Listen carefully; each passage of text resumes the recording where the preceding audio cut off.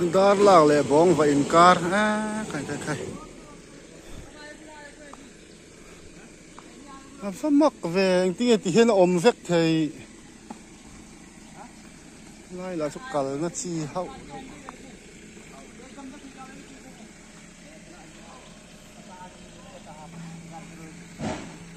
cho cứu đòn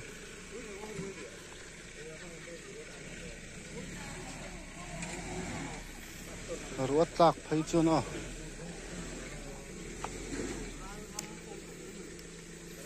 lung liền pui nọ mà sắc chi nhỉ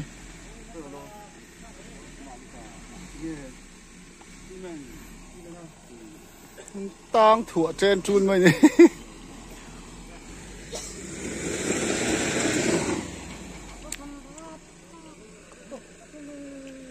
liền puiกันnọ đó nè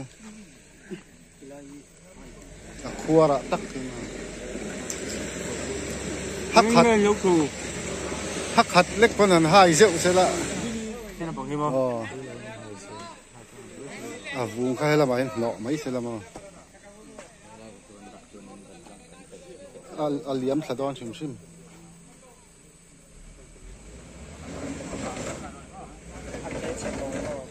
xe thì sụp tao mấy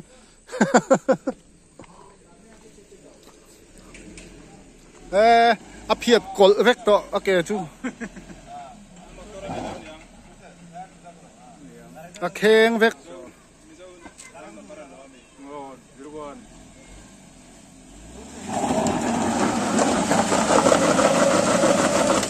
buộc buộc về lăng tiền lắm mà nó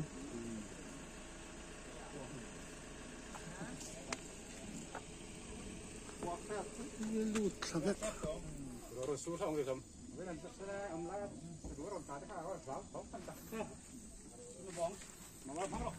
mũi rùm buộc xe bằng là tiền liên tục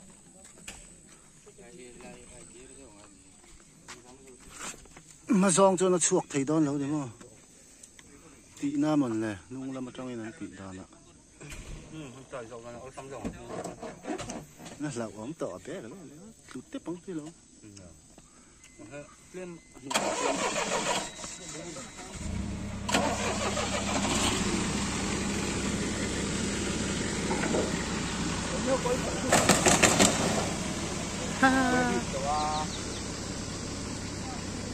anh cắt vác box steering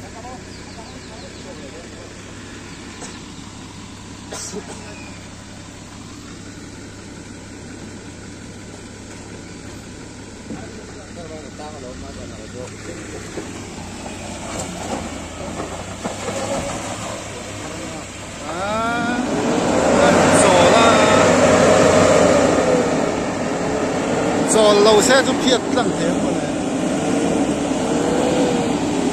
rồi xuống lâu mà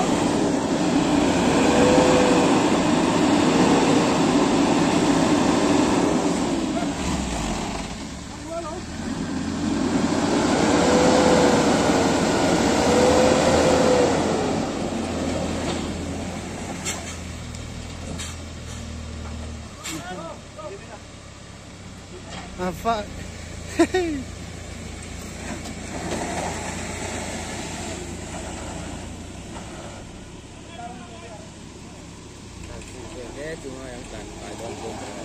cái là băng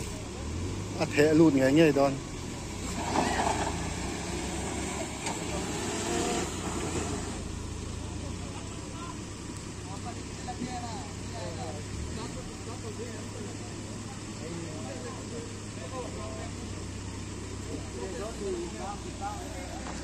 tán sầu thầy nó tăng to tí nó lệ chi bọn to này nè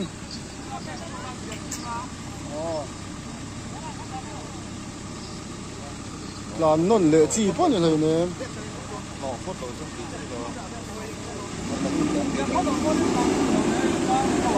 thằng hai rượu mày sẽ là ai lại chứ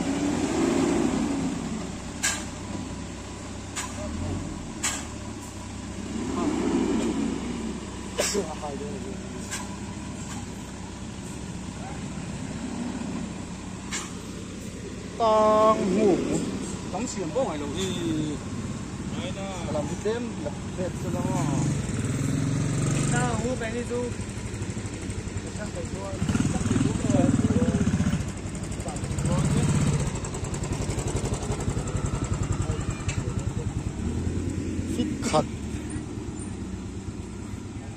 fit khát về lép của anh hai sẽ là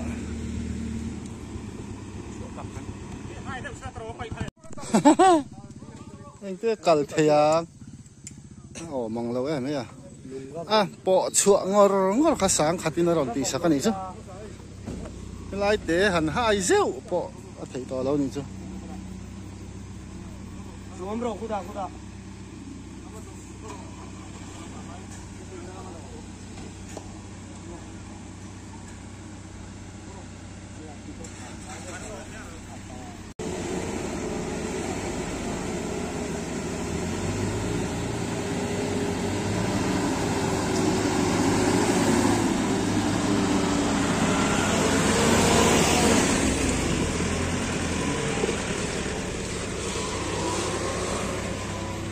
lo ngoại lộ thấy về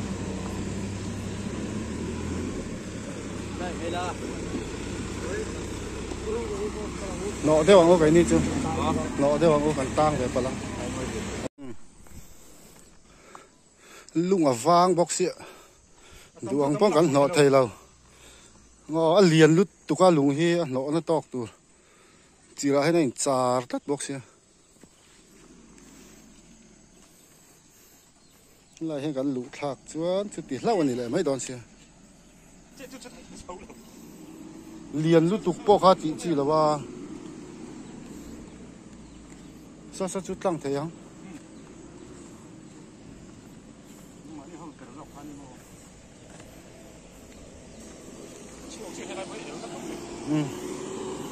lại nó bóc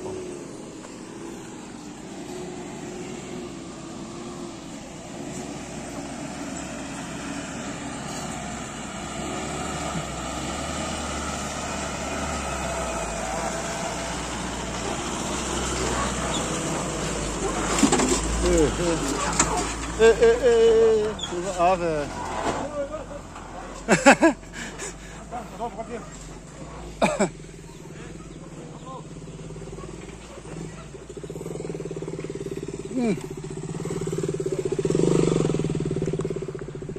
à ra nó gió nó khăn rem sầu lẹ ngay nè kha